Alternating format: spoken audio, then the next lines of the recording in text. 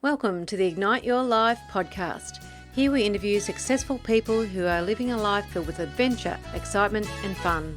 Learn where they've been, explore where they are going, see what gets them out of bed in the morning, find out what drives them. We will go through their lowest points and we will look at the opportunities and possibilities that are now presenting to them. Come on a journey of ignition. I'm your host, Leanne Blaney. For more information, go to ignitepodcast.com. Let's ignite. Olivia Djouadi, a trauma specialist, helps people find their way out of worry, distress, panic, nightmares, trauma, anxiety, and negative life experiences like abuse or learning to live with chronic conditions with her therapeutic skills and experience. She also specialises in treating those with dissociative disorders towards a life with less fear. After returning home to England after 15 years in America, her education expanded in London by studying psychotherapy and counselling, which she now practices online. She also teaches both counselling and supervision. In her spare time, she races about juggling her child with cerebral palsy who has no mobility and her own type 1 diabetes and multiple sclerosis. Hi, Olivia. Welcome to the Ignite Your Life podcast. Hi, and thanks for having me today. Oh, you're so welcome. I'm really excited to get to share your story today. So shall we get started? Sure, that would be great. Excellent. All right. Do you want to tell us a bit about where you are now? What's actually happening for you right now?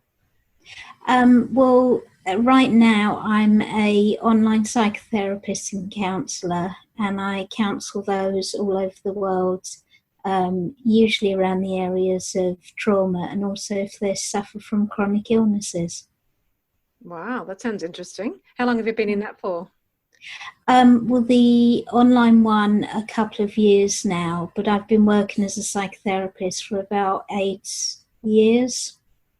Sounds interesting. I'd like to hear more. So what's actually your story? Where have you been to get up to this point? I suffered from a lot of ill health during my life. I'm a type 1 diabetic, and I also suffer from multiple sclerosis, which is a newer diagnosis. So I've always been juggling health needs with my life.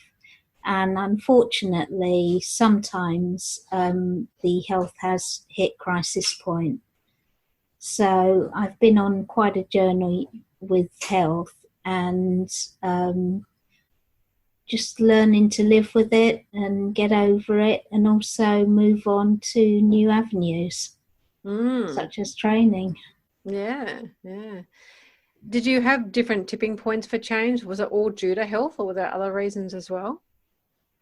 There were other reasons as well. I have 2 children, and they're now teenagers, so they're quite grown up now.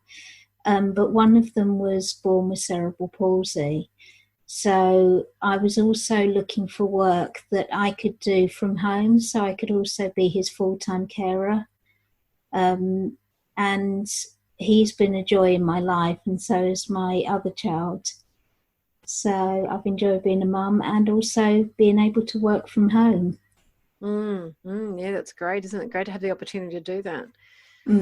So when you've had tipping points or times of change, did you have like lightning bolts, or was it just like things that slow rumble that come up to, okay, I've got to now make a change? It wasn't really thinking of making a change. It was more along the thinking of, I'm not going to let this beat me. I'm going to be in control of this situation. I'm not going to let it control me. And that also means that sometimes you have to accept some of the uncertainty that life gives you. So, for instance, at the beginning of this year, in January, I went into septic shock, which is very serious for someone with type 1 diabetes. And it was frightening and it was scary, and I probably had some dark moments during that time. But at the same time, when I recovered in hospital, I thought, I've got over this, I've beaten this. And along with the help from the doctors, I can now move on to different avenues. So even when the worst things happen, there's still a part of you that is still fighting to make it through. Yeah, great courage. Have you had like challenges along the way that made you feel like throwing in the towel with your business? Um, I'm not really sure. I think there's been times when I've needed to step back a bit, because I think that because I have a tendency of being quite positive and racing as much as possible to do as much as possible, I had a tendency of overloading my schedule.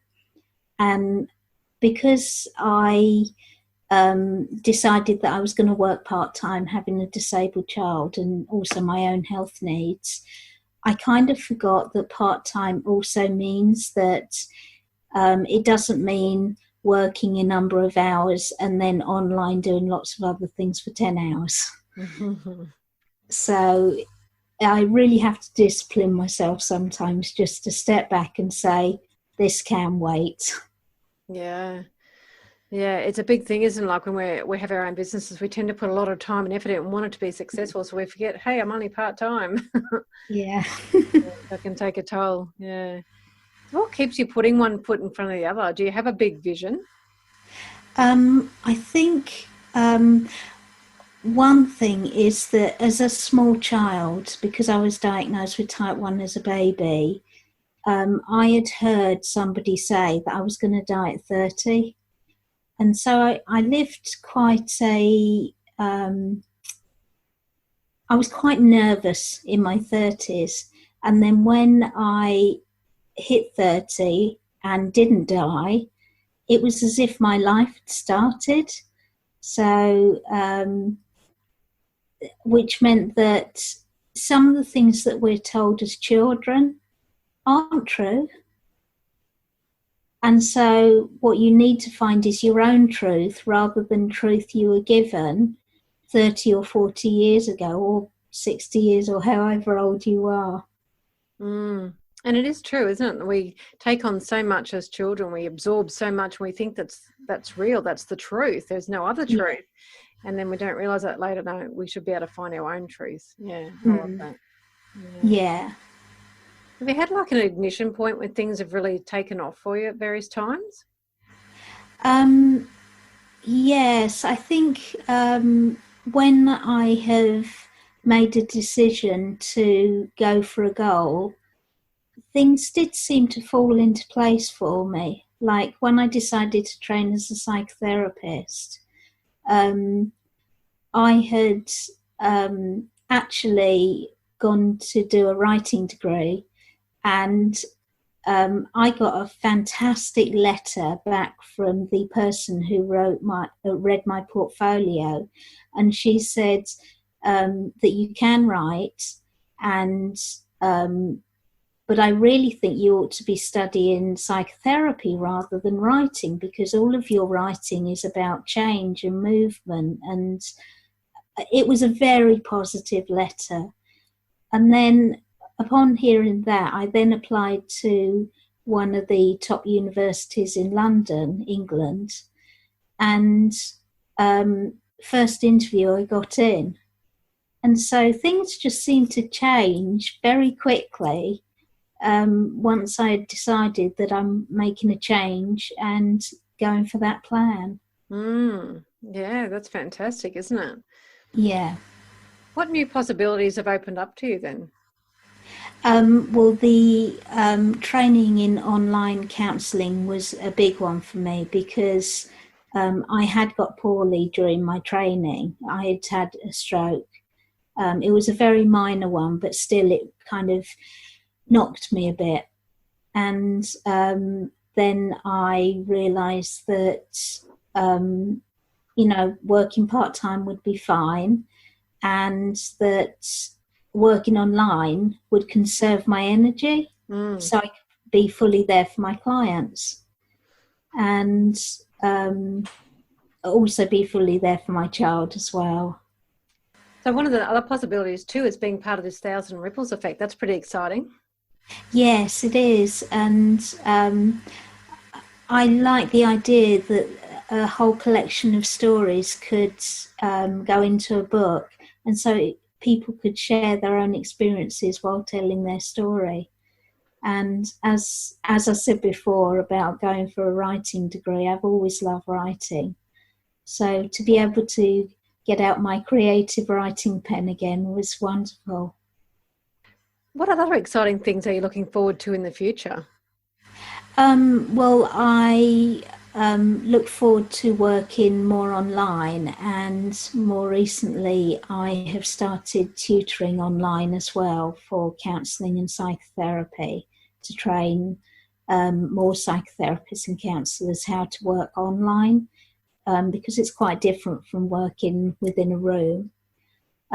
So that's been really exciting for me. And then my children are now of university and college age. So I've got one off to university already. Well, actually, she had done all the work, so it wasn't really much of what I did. Oh, I think it might be.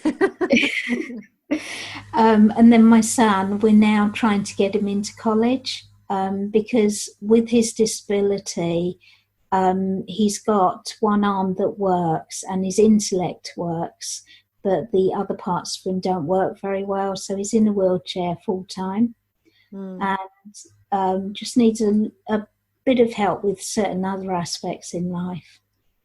So, but we've found a college that can take special needs children or adults now. And so we're looking to get that all sorted out this year. Yeah, oh, that'll be exciting for him, I'm sure. Yeah. Yeah, oh, that's excellent. All right, let's have a change in pace and do the speed round. Okay. What's your favourite book? I really love The Little Prince, and my other one is The Outsider. They both meant a lot to me as I was growing up, and in a way with The Little Prince, it was about seeing adults for who they really are. Yeah. So yeah, great books. What about a mentor figure that's helped you the most? I actually had a mentor called Bill in Australia. He was my pen pal, and he was a teacher. And all through my teenage years and into my 20s, we wrote letters to each other. And he was always very encouraging, because I didn't come from a family that was also, well, sometimes they had issues relating to me in a positive way. So his words on paper did just that. What daily ritual works best for you? I think having time to have a cup of tea every couple of hours, which means like making the tea and sitting down and relaxing, rather than kind of carrying the tea around the house trying to do 20 things at once. Yeah, great ritual, that one. I love my cup of tea. Yeah. What's your favourite food? I really love North African food. I like the spice and the different flavours, and the fact that most of it is natural, so lots of veg and all the good stuff that is fine for me to eat, because I have to watch carbohydrates. Yes, yeah, no, sounds great. Do you like the country or the city? Probably the city. I live on the outskirts of the city now, so it means that I can get to the city and also the country if I want to. Yeah, best of both worlds. Yes. I like it. What sort of advice have you got to give to others to help them make change in their life? Just keep putting one foot in front of the other. You may get negative comments like, oh, you can't do that, or oh, that takes too much time. But that doesn't matter. Just go ahead. And, if it doesn't work out, that's fine. It was just practicing the masterpiece. So, yeah, I love that. It's always like, one foot in front of the other. At least you're, getting some sort of momentum, isn't it? Whereas if you get stuck in fear or anything. Yeah. won't go anywhere. You just need to make one little step. Yeah. Yeah. And even the most successful people kind of walked into doors and banged into walls quite a few times before they got it right. Yeah, so true. So true. All right, last question. If you had a time machine, what would you go back and do differently or tell your former self? I would probably, I'm not sure actually, because I think that I've actually learned from all the negative experiences just as much as I have from the positive experiences. I would probably tell my 20-year-old self that she doesn't have to rush everything so much, but I'm not sure she would have listened. That's the thing, isn't it? We can tell them this wonderful stuff, but Yeah. didn't listen. Yeah, I love that. Thank you so much. Thank you so much for your valuable time today, Olivia, and sharing your story with us. It's really inspiring. Would you like to give us the best place to contact you, and we'll end it there? Yeah, my website, which is actually brand new, is oliviadjouadi.online, and my name is quite difficult, so I'll spell it. It's OLIVIADJOUADI, and then .online, and you'll spot me. There's a picture of me with a computer and a dog, so you'll know if you found the right website. Excellent. Well, thank you very much. Okay, it was a pleasure to talk to you today. Igniters, Olivia's strength to keep putting one foot in front of the other whilst juggling her health issues and her children and having a business is amazing. I love how she says if it doesn't work out, it's just practicing the masterpiece. Olivia's website is oliviadjouadi.online. That's OLIVADJOUADI.online. If you want to find out more about inner balance and how you can blossom into your 40s, 50s and 60s, go to my website, leanneblaney.com.